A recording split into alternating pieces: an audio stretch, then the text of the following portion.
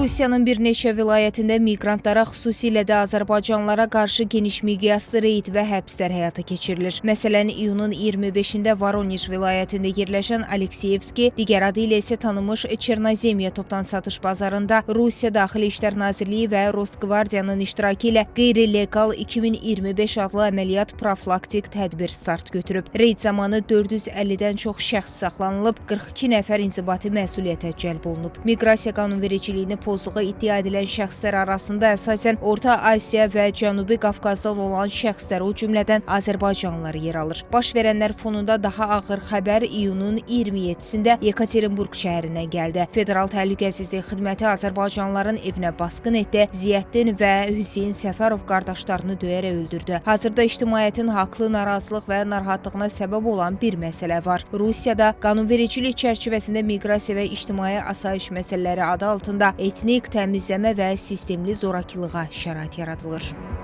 Qonşu ölkələrə qarşı bu təzyiq yolu ilə Vladimir Putin yeni bir ittifaq qurmağa çalışır. Amma təbii ki, zorakı yollarla beynəlxalq hüquq çərçivəsində Rusiya konstitusiyasını pozacaq bir siyasət həyata keçirilməsi ilk növbədə bu konkret olaraq Rusiyanın cinayət əməlidir və bu proseslərlə Rusiya rəhbərliyi üstəyinə çata bilməyəcək.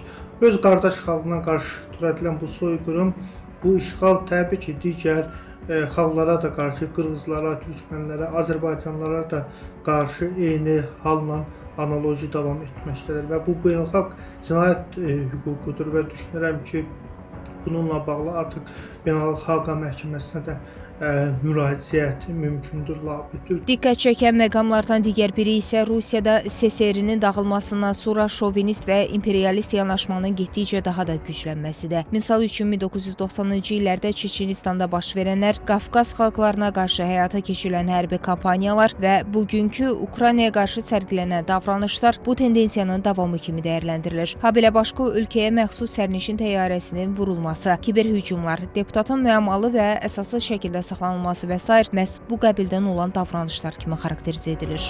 Azərbaycan Vətən müharibəsində əldə etdiyi qələbədən və separatizmin kökünü kəsəndən sonra Rusiyanın Qarabağ və separatizm kartları ilə Azərbaycana qarşı təzyiq etmək imkanları əlindən alındı. Eyni zamanda Azərbaycan yaranmış geosiyasi böhrandan məharətlə istifadə edərək böhranı öz lehinə çevirməyi bacardı və beləliklə də beynəlxalq mövqelərini möhkəmləndirdi. Bu da bölgədə yeni geosiyasi reallıqların formalaşmasına gətirib çıxardı. Müstəqil siyasət yürütdüyü üçün təbii ki, Azərbaycana qarşı istər qərb, istər Rusiya tərəfindən təzyiqlərin edilməsi gözləniləndir. Amma Azərbaycanlara qarşı Rusiya daxilində bu cür iyrənc metodlarla təzyiq vasitəsi kimi miqrantlardan istifadə etməsi hesab edirəm ki, nə ədalətli, nə də hüquqi yanaşma deyil. Analitiklər bu hadisələri təkcə miqrasiya məsələsi ilə izah etmirlər. Ekspertlərə görə Rusiyada illərlə formalaşan şovinist və islamofob siyasət artıq açıq təqiblər mərhələsinə keçib. Bu mənada törədilən cinayətlərin detallarının tam araşdırılması və ictimaiyyətə təqdim olunması haqlı tələblər olaraq qalmaqdadır. Zeynəb Mirzəyeva,